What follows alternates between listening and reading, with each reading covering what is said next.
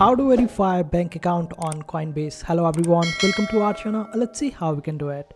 So for this, you will have to add your payment verification in your settings on Coinbase, and after that, two small verification amounts will be sent to your bank account. You can check these amounts in your bank statement, and there you would be able to differentiate these amounts as these are relatively small amounts.